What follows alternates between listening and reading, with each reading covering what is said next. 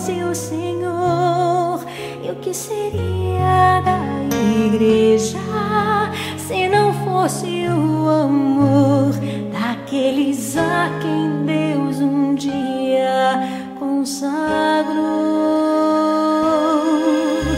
Pastor que também é ovelha e é por Deus apacentado, vem hoje aos braços do amado e lança todos os teus fardos. Se às vezes sobrecarregado te sentes desorientado, o teu clamor é sempre ouvido, Jesus sempre estará contigo.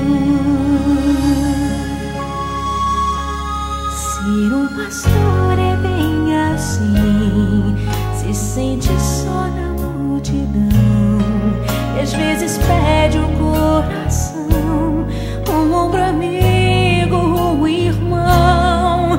Mas é nos braços do Senhor que tu encontras teu valor. Se o preço é alto, meu irmão, grande é teu galardão. Pastor que também é ovelha e é por Deus apacentado, vem hoje aos braços do amado e lança todos os teus fardos. E se às vezes sobrecarregado te sentes desorientado, o teu clamor é sempre ouvido, Jesus sempre estará contigo. Jesus é que é o bom pastor.